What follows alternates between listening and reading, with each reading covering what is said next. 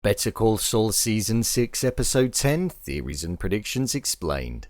Episode 9 of Season 6, titled Fun and Games, was an episode that brought a lot with it. We saw 4 major character arcs come to a somewhat resolution, and we saw a time jump all the way forward to 2005, where we saw Jimmy in his mansion fully immersed within the identity of Saul Goodman, a life far away from what we saw a matter of moments earlier where he was pleading with Kim. With this, I thought I'd theorize about episode 10 of the show and give my theories and predictions to what I think could happen next, and if we're going to be fully immersed within the Breaking Bad timeline. So let's get into it. Here is Better Call Saul Season 6 Episode 10 Theories and Predictions Explained. Just to let you know, this video will contain spoilers.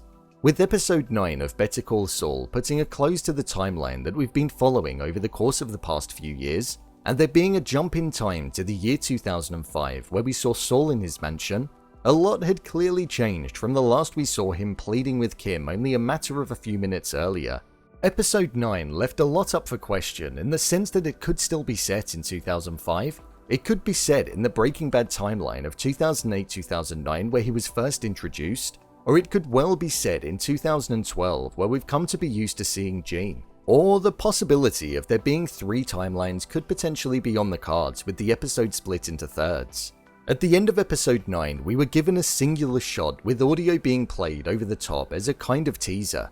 Something we've come to expect from the episode since the end of episode 7, the final episode before the mid-season finale.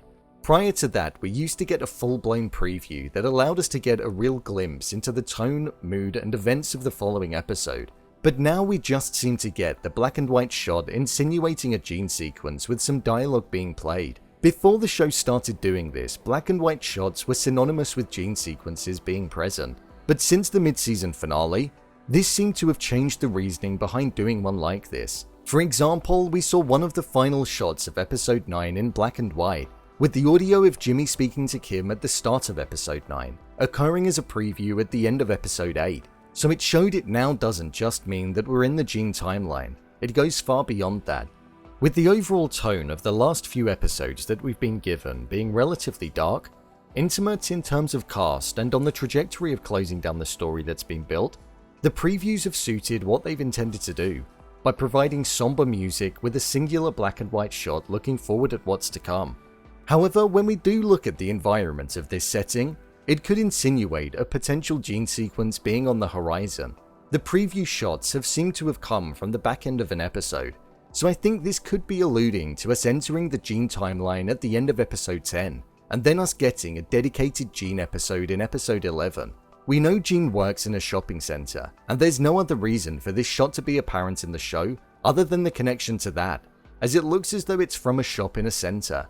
With the episode being titled Nippy, and breaking away from the usual structure of an episode name by having a word, then the word and then another word, this could be insinuating a difference in the style of episode in the season, which could mean that Gene could be making an appearance. Gene also resides in Omaha, which can often be described as a relatively cold place in the winter, so the title of the episode could be referencing that location. There are many things that are currently pointing in the direction of us picking up with Gene after well over a season's wait, so I'm hoping that is on the cards.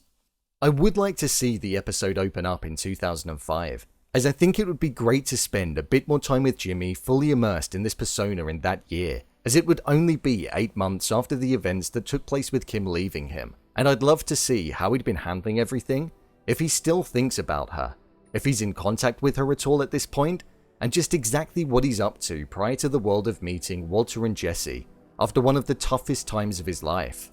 However, I do feel as though the final shot could have just been a moment that symbolized the end of the Better Call Saul era and acted as a bridge to Breaking Bad. We could jump to the world just before Saul met Walter in Breaking Bad. It's been heavily alluded to that Walter White and Jesse are going to be making an appearance in episode 10 of the show, especially with the description of the episode stating a new player entering the game.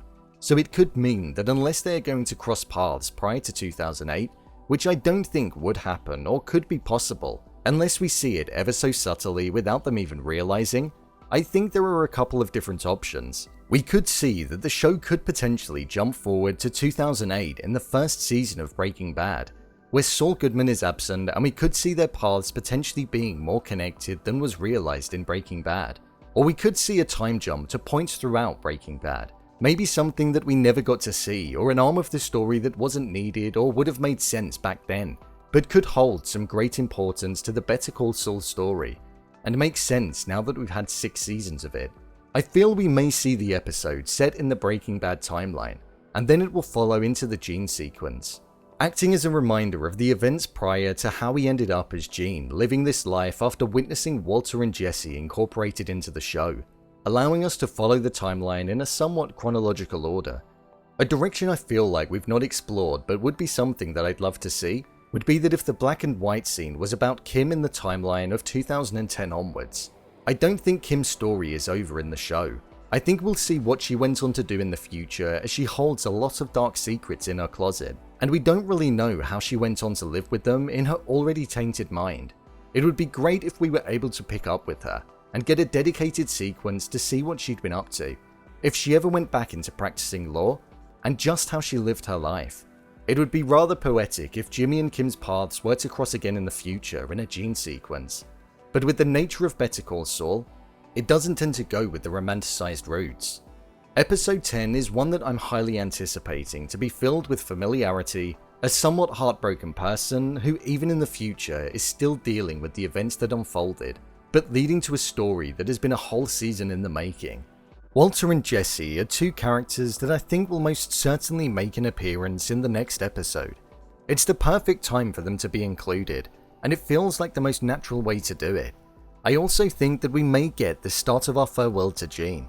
We've said goodbye to Jimmy, we've welcomed Gene, and I think it's only right that we get to start to say our goodbyes. With only 4 episodes left, there's a lot to tie up, and I really can't wait to see exactly how they're going to do it. So, there you have it. Better Call Saul Season 6 Episode 10, Theories and Predictions Explained. If you want to see more videos on Better Call Saul, such as endings explained, theories and predictions, and character breakdowns, then click on the I button. Or alternatively, you can go over to my channel where you'll find them all. If you want to give me a show or movie that you'd like me to review next, then head over to my Twitter, @brainpilot_, and tweet me what show or movie you'd like me to review. And finally, if you'd like to see what I rate movies that don't quite make the cut to getting a dedicated video, then head over to my Letterboxd profile. It's where I rate the latest releases in real time. What do you think is going to happen in episode 10? Leave a comment down below, and don't forget to subscribe. I'll see you next time.